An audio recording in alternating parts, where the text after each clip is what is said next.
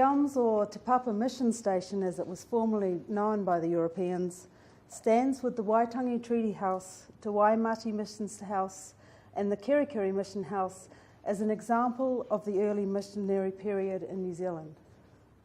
It is a nationally important site, but what sets the Elms apart from the other places that I've mentioned is its collections. There is not another mission station in New Zealand that has a collection of original artefacts belonging to it anywhere near the size of the collection of the Elms. Amassed during a continuous family occupancy of the site of over 150 years, the collection belonging to the Elms is extensive and largely intact. My presentation today will focus on the collections through their provenance, to how they have been collected together in this place and the personalities behind them.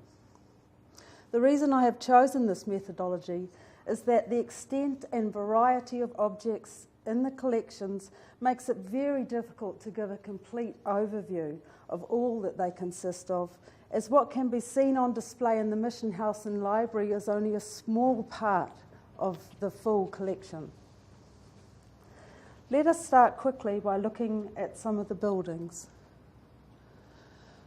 The Mission House itself is a late Georgian house completed in 1847. The style of it is late Georgian. The Mission Library is the first freestanding library built in New Zealand and was completed in 1839. The Domestic Services Block was the servants' quarters and contains a laundry and dairy as well as accommodation for servants. The bakery, or the cookhouse as it also functioned as, was built in 1870 along with the Domestic Services Block. The Fencible Cottage, which was first erected in 1840, was moved on site in 1972. The chapel, which is a replica of the original chapel, was built in 1964 by Duff Maxwell. The stable and coach house is thought to be dated to around 1860, but we're not sure about its exact date that it was built. And the Menzies Whare is a totara slab cottage built in the King Country in 1919 and moved to the Elms in the late 1960s.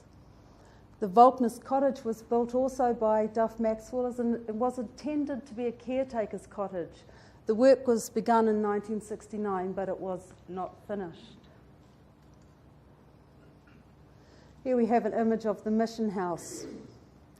Completed in 1847, a late Georgian style building constructed of Coromandel kauri.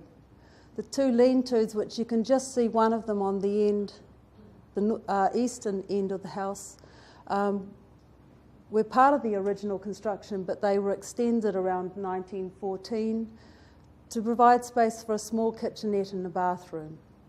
The house has 9 ground floor and 2 on the upper floor and is registered by the New Zealand Historic Places Trust as a Category 1 historic place and also listed in the Tauranga District Plan as a heritage building. So let's just have a look at the actual collections themselves, which are contained in the buildings throughout the property. As I've been cataloguing, I've broken the collections up into sub-collections. And you can see them there, the Brown collection, which is objects that belong to Brown or members of his direct family. The Tonga Maori Brown collection, Maori objects that belong to Brown and his family.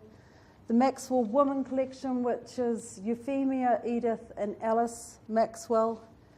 And the Tonga Maori Maxwell Women collection, which is actually only one object, a greenstone meri, given to Euphemia Maxwell by a ship's captain in 1860. But the Duff Maxwell collection is quite a bit more sizable, as Duff was an avid collector. And then there's the Tonga Maori Duff Maxwell collection, which is mainly objects that came in when he was attempting to set up a museum at the Elms. So they were objects that were donated to him. And the Pacific Island collection. And then there is unknown provenance, which at this stage is quite a large number of objects because it is often quite difficult to establish provenance of objects as information is quite thin on the ground. There have been old lists and catalogues that I've been able to refer to which have given me hints, but the majority of the time it is quite difficult to firmly and without doubt establish that an object belonged to Brown or to Duff Maxwell. So now let's just have a look at a little bit more of a breakdown of the collections. The A.N. Brown collection consists of a large number of books, newspapers and publications amassed by Brown. Letters, journals, personal papers and manuscripts written and by A.N. Brown and family. Just to give you an idea of the scope of that, there are around 2,300 letters in the fireproof room of the library that belong to that collection, that were all written by Brown and colleagues of the day. So this is like letters between Williams and Brown and important people of the day. So it's an amazing collection. There's also a number of items that relate to the early mission station, religious, educational and medical material. The furniture and household items belonging to Brown, things like the oval table, the campaign table in the dining room, items that were brought out from England by him, like the campaign table made in England. Māori tonga, as I've mentioned, and items in the textile collection that belong to A.N. Brown and family. The Maxwell Women collection is items that belong to Euphemia, Alice and Edith. Euphemia came with her 2 children to the Elms in 1887, and all 3 women lived on at the Elms until the end of their days. So for Alice Maxwell was the last one of the 3 that was at the Elms, and she lived till 1949. So there's a large amount of textiles and clothing, accessories, household linen, craft work, textile working tools and material that relate to these women. I think there must have been someone in that family that never threw anything out because it really is quite amazing the extent of the textile collection. It's kind of like a time capsule of everything that these women owned. Quite stunning, and you would have seen some of those objects flashing before you in the screensaver that was up when you came in. Also belonging to them, furniture and household objects, paintings and photographs, personal items like the little card cases that you saw, calling cards, letters. It's quite an amazing collection. Personal papers and letters. Duff Maxwell and his wife Gertrude were lifelong tenants and guardians of the Elms and its collections, and Duff added to the collection substantially over his lifetime. The task of preserving the Elms required self-sacrifice and financial hardship, and Duff was well known for his quiet courtesy, patience and intimate knowledge of the history of the Elms, which he shared with all who visited. So the collection reflects his presence there with furniture and household accessories belonging to Duff and Gertrude, books and publications amassed by Duff Maxwell, items collected by Duff, items that were donated for the purpose of setting up a museum, Maori and Pacific Island artefacts, and also his equipment that belonged to his beekeeping business and agricultural equipment that he brought from the farm when he came to the Elms. Let's just have a look now at some of the individual items that belong to each one of those sub-collections. So I'd like to start with the A.N. Brown collection. And this object is an Australian cedar spade-back chair. Often it is items that are of no interest to the casual visitor that are of the most interest to those who work with collections. There are 7 spade-back chairs in the collection that Detlef Klein, a trained furniture conservator, identified as being made in Australia of Australian cedar, Tuna australis, circa 1830. He wrote in his report that they were early chairs and more likely contemporary to the dining table than the chairs currently on display in the dining room. In Ebenezer Maxwell's 1935 inventory of furniture in the house and library, these chairs are recorded as 7 chairs spread through different rooms of the mission house and he notes that they are very old. The 1972 inventory of the A.N. Brown collection lists these chairs as being Brown collection, and there were 8 listed at this time. It is noted they were brought to New Zealand by A.N. Brown in 1829. On the trip out from England, Reverend Brown and his wife Charlotte spent a short time with Marsden in Sydney before travelling on to New Zealand. The voyage from England to Sydney, Australia, took almost 6 months, and it is likely that in Sydney the Browns purchased further supplies needed for their lives in New Zealand. The spadeback chairs in the collection have a black bee painted on the underside of the seat. If purchased during the Browns' stay in Sydney, it is likely they were marked by the furniture maker to identify Brown's order. There is also a simple small side table in the collection that has a black bee painted on the underside, suggesting it was also picked up at the same time. These pieces of furniture are likely to be the ones that furnished the Raupo cottage when the Browns first arrived at the Elms, and they lived in the Raupo cottage from 1838 to 1947, prior to the construction of the house.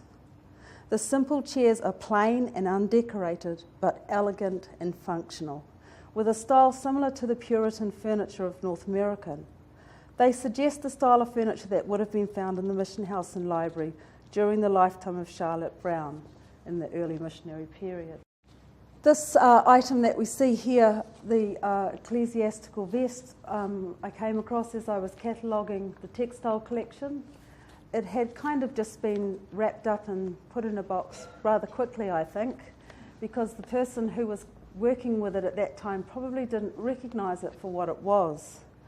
But when I found it, I was rather excited, because when you look at these images of Reverend Brown, you can see the vest he's wearing in this photograph, although it's quite difficult to see because black doesn't photograph easily, but the vest is actually a double-breasted one made of black broadcloth with fabric-covered buttons, quite a high sort of standing collar at the back, and it looks very much like the vest that he's wearing in those photographs. Now, in museum collections, men's clothing, particularly working men's clothing, is particularly rare. It doesn't get saved because it's not beautiful, it's not glamorous. And so for something like this to survive really is a bit of a miracle. It's made of black broadcloth, it's completely hand sewn. The inside fronts are lined with black taffeta, the back is a brown cotton, and the inside is lined with a brown twill. So it shouts of, you know, I'm from a really early era, and it's definitely ecclesiastical. So it's really exciting to think. And there are garments that have survived the Browns, because we have the surplice, which has been on display previously. So, you know, it's not unlikely that this garment also relates to Brown. The communion set. Now, this is a collection of objects that's on display, but people may not really be aware of what it is, and so I thought I would speak about it. It's a Sheffield silver plate. The ewer and chalices are made by James Dixon and Sons, and the mark dates the set to 1835. The pattern or plate, there are actually 2 patterns, neither of those are marked, so I'm not sure if they were originally part of the order. But in 1835, when Reverend Brown received his first independent charge of a mission station in Matamata, and wanting his convents to hear the sound of a real church bell, he placed an order in London for a church bell. The 1835 date of the communion set suggests that maybe he ordered this at the same time as he ordered the bell. And I wonder if it also accompanied the bell back to England when he wasn't at Auckland to pick it up. I don't know how many of you have heard that story. But yeah, it's just an interesting one with that date. Thought I'd talk a little bit about some of the pictures in the collection. There are 272 pictures in the collection. This one is actually, that you see here, is painted by this adventurous-looking man on the far right, who is Colonel Carey. He was at the time when he was at the Elms. And he painted this little painting of the mission house in 1864.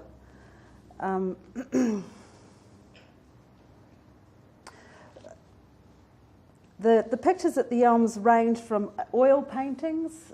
There's a couple by Kate Sperry, who's quite a well-known early New Zealand artist, right through to reproductions of artworks that have been cut out of magazines and then framed. So there's quite a variety there. There's quite a number of engravings and lithographs of a more formal nature relating to colleagues of Brown's of the day, and also quite a number of Queen Victoria, relating to those kind of bureaucratic situations. These two little pictures, one of Charlotte's mother, Mrs. Arnett, and the other which we believe to be Mrs. Brown, Reverend Brown's mother, speak volumes of the dedication of early missionaries and the cost of that dedication. For the Browns, it meant lifelong separation from friends and family in England. The pain of being separated from family and friends from home was difficult for Charlotte particularly, who was heartbroken when she received news of her mother's and brother's deaths. This sadness was exacerbated by the fact that she was often left on her own for long periods while her husband was away on missionary business. Neither Charlotte nor Alfred ever returned to England, and so neither saw their families again. So these two little pictures would have been the only images they had to remind them of those that they had left behind. There aren't a lot of objects in the collection that relate to Charlotte Brown, I guess because she had another wife who came after her, and so maybe a lot of her personal items would have gone at that time. But these items are believed to have an association with her. A little lace cap up in the top corner. The Berlin worked tapestry is recorded as being done by her. This little picture here of Sophia Baker, who lived at the Elms is recorded by Ebenezer Maxwell in his 1935 inventory as being done by Charlotte. And when you see the level of skill that she was working at, it kind of suggests that maybe she also drew the little pencil sketch down in the corner of Marsh, her son, who died at a young age, and that's the only known image of him. I also came across a little engraving of the Union Chapel in Islington, which was where Charlotte lived before she came out to England. And it was also where the CMS Men's Training College was. It was opened in 1825, and it was the training college that Alfred attended before he came out to New Zealand. And I just wonder if that little image is an image of a chapel that she attended before she came out here. Another large sub-collection in the collections of the Elms is the textile collection, which has around 2,070 items in it. The textiles were hidden away in the attic of the mission house, stored in the original trunks that came out from the UK with the family until 1988, when they were first listed by Mrs. Fairclough and a team of volunteers. That's aside from people who got them out to play dress up. There are items in this collection with a provenance to Charlotte Brown, Christina Brown, Alfred Brown, Andrew Maxwell, Euphemia, Edith, and Alice Maxwell. A large proportion of the collection appears to relate to Euphemia Maxwell and her sister Christina Brown, and there are items from as early as 801 through to the early 1900s. But the real bulk of the collection seems to be around the mid-19th century, that kind of 1850s to 1860s era. And you can see there some of the objects that I've just picked out to give you an idea, but you would have seen others flashing past. There are a large number of items related to handcrafts, for example, lace making, embroidery, and fabric painting. In the last quarter of the 1800s through to the early 1900s, the arts and crafts movement was at its height in Europe. It saw store craftsmanship and led to a new appreciation of the decorative arts throughout Europe. Home crafts were part of the craft philosophy, and style magazines and pattern books fostered women's crafts of sewing and textile design. And I think this was something that was picked up here in Tauranga in New Zealand as well. And the Maxwell women all had particular crafts that they excelled at. Right. Here we see a picture in the collection of Christina Brown, taken in 1860 when she married Archdeacon Brown. And just to the right of her is a picture of a pair of engagements or false sleeves. And they could almost be the exact ones that she's wearing in that photograph. There are 35 pairs of false sleeves in the collection. Many with intricate handmade lace decorating them. The pair shown here could have been those worn by Christina. So it's quite wonderful to have an image that actually ties the article up with the wearer. Christina was an avid embroiderer, and this is some of her embroidery. In the 1850s, Berlin worked slippers were very popular, and this is a pair that she's worked. I believe it is her because in the collection there are a large number of Berlin work patterns that have got her name written on them. So I'm thinking that she is the one that did this Berlin work. The reason why they have survived is because they were never finished and they were never worn, but beautifully worked. Here we see an image of Christina later in life, and you can see in that photograph she is actually wearing the gown that is still in the collection. This gown was actually made by W. Ward & Co. of Richmond in London. So this is a gown that's been imported into the country and purchased here. It's quite wonderful black satin with large pagoda sleeves with fringing around all the edges and highly decorated with trim. So quite an ornate garment. Prior to coming to the Elms in 1887, Euphemia Maxwell, Christina's sister, had married a Scottish clergyman named Andrew Maxwell, and that is the two of them together on the left. They ministered to gold miners in North New South Wales. He was a missionary as well, and then took charge of the Presbyterian Church in Kilmore in Victoria. Andrew died in 1865, leaving Euphemia with 4 young children to raise on her own. It was at this time that she returned to New Zealand to live with her brother, A.J. Johnston, who was a judge in the Supreme Court and resided in Wellington. The judge loved to entertain, and the many lavish and beautiful gowns in the collection may be a reminder of these happy days. This quilt is one that is worked by Euphemia. The quilt is actually featured in a book called Warm Heritage, Old Patchwork Quilts and Coverlets in New Zealand and the Woman Who Made Them by Pamela Fitzgerald. And the book records that family records indicated that the quilt was made or completed after Euphemia's arrival in New Zealand in 1865. Its layout is typical of a classic English medallion patchwork quilt. I'm sorry, but you can only sort of see a quarter of it there. It's quite a difficult thing to photograph because it's very large. But it is the work of a skilled needlewoman and also a wonderful record of Victorian textiles. Euphemia also excelled at splashwork, and the level of skill that she was working at is highlighted by a certificate in the collection from the International Melbourne Exhibition of 1880 to 1881, in which she was awarded the 4th Order of Merit for her splashwork curtains. Splashwork reflects a favourite Victorian pastime, that of fern collecting. The ferns were used to create these wonderful splashwork patterns by laying them on the cloth and then flicking the dye around them. Now, Edith is Euphemia's daughter, who was Alice's sister, and Edith's particular skill was fabric painting. This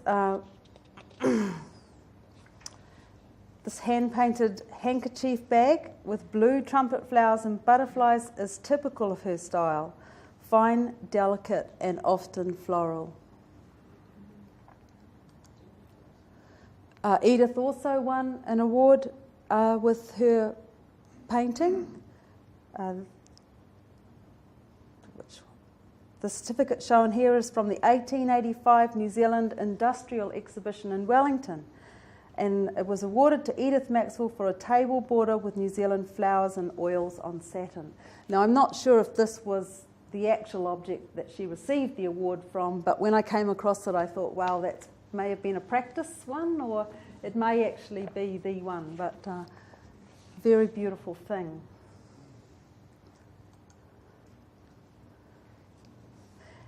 Alice Maxwell visited her Aunt Christina at the Elms as a child, and at the age of 21 stayed for 14 months. During this time she absorbed all the stories of his early life told to her by her uncle Alfred Brown. These stories would later be retold by her many times to those who visited the Elms. Alice lived at the Elms from 1887 to 1949. She was the first one really to recognise that the Elms was a national treasure and willingly dedicated her life to preserving it.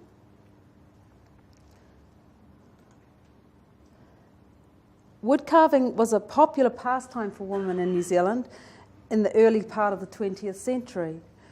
It was part of the arts and crafts movement. There are several pieces in the collection that were carved by Alice, including, we believe, these two examples shown here. She also did some large picture frames which you see hanging in the music room. I'd like to read you a quote from C.W. Venel's book Brown and the Elms. If four people ever established a tradition of selfless service to an ideal over most of a century, it has been the late Alice Heron Maxwell, her sister Edith, her nephew Duff Heron Maxwell, Lieutenant of the Elms and the chairman of the Elms Trust, and his wife of 57 years, Gertrude Maxwell. Selfless because not one of the four possessed a surplus of this world's goods, yet each in turn has strained every nerve in the interests of the Elms. At what personal cost this has been achieved is known to few. And I think we really have this family to thank for this treasure that we now have in Tauranga. Duff's association with the Elms goes back to 1919, when he was a schoolboy visiting his aunt. His father, Ebenezer Maxwell, lived with the last 2 years of his life at the Elms from 1935 to 1937, and he and Alice together planned for the future of the Elms. Alice left the Elms to the care of Duff in her will, leaving it to him as life tenant rather than owner to avoid expensive death duties. There we see Duff standing outside the library, one of his favourite places, I think. This chair was recently uncovered in the Volkner's cottage. It is a smoker's bow chair, and many were imported from North America into New Zealand from 1863 onwards. To me, the chair illustrates the struggle that Duff had holding the collection together and preserving it with limited funds. The care of museum collections is an expensive business, and yet Duff had to manage on a shoestring, literally. This chair is not the first object that I have found in the collection tied together with string. The chair is a wonderful record of the early settlement period when settlers arrived to set up house here, and the huge demand for furniture that resulted in cheap furniture being imported from the United States and Europe. The bentwood chairs are also imported at this time, are still common in New Zealand today. There is a large number of items in the collection that were donated to Duff as he worked towards establishing the Elms as a museum. The Fencible Cottage is one of these, and the Menzies Whare are both examples of Duff's collection. There are still many items in the coach house in Whare that have yet to be catalogued that are items with a provenance to Duff. Items from his Utoka honey business, his tools and farm equipment, and the archives of the Elms Historic Family Home Trust, or the Elms Trust as we refer to it today. This is a photograph of Duff's bedroom, as you will see it today if you visit the Elms. The display imitates a photograph of the room when it was slept in by Duff. It is the room of a gentleman collector and says so much about Duff and the objects that he loved. I don't know if I would like to sleep with that waka hanging above my head. There are 115 items in the Pacific Island collection. Most are over 100 years old. Duff was not a collector of Pacific artefacts. A large proportion of the collection was donated by a Mr. Scott of Auckland. These are 7 wooden clubs these are some that are not on display. They are all from Tikapia, which is a small island in the Solomon Island group. Just a quick little wind up because I know we're sort of going over time now. Just wanted to show you the interior of the coach house so that you've seen some of the glory and some of the glamour, but now this is the reality. There's still a lot of work to be done at the Elms. I've so far catalogued about, if you include the letters, it's about 10,000 objects. So the original estimate by Lynn Williams, who did a report before I started, was 12,000, but I think once we're finished it's going to be quite a bit more than that. It's an enormous collection. And a collection that's been left sitting in outbuildings for quite a few years now, so it's got a bit dirty and dusty, and there's quite a few insects crawling around in there. But you know, there's still valuable objects mixed in with them too. So it's well worth doing. So just to finish, in 1998, the Elms Foundation purchased the Elms in its collections from the Maxwell family, with financial assistance and support from Lotteries, Environment, BOP, TECT and the Tauranga City Council and other funding organisations, too many to name really. Much work has been done to safeguard and interpret for visitors the property and its collections. As you can see from the slide before, there's still a lot of work to do. And I just wondered if I might finish this presentation on a kind of personal note. Just to say something, a word from my heart. It's been a real privilege for me to work with the Elms collection and to see history kind of unfold before me. The Elms was once a place where Maori and European together and learnt from each other, and before that a place with a rich history of Maori habitation. It is a place with many stories to tell, stories that will help us to understand who we are and who went before us. As a child growing up in Tauranga, I never learnt the names of the great Maori chiefs of the past. I never learnt about the musket wars or about the suffering of Maori after the Battle of Tauranga. My hope is that the collections of the Elms will be used to change that, and that children and adults alike will hear these stories of Tauranga's past, and they will become a part of who we are today. Thank you for your time, and I hope you enjoyed this brief look at the collections of the Elms.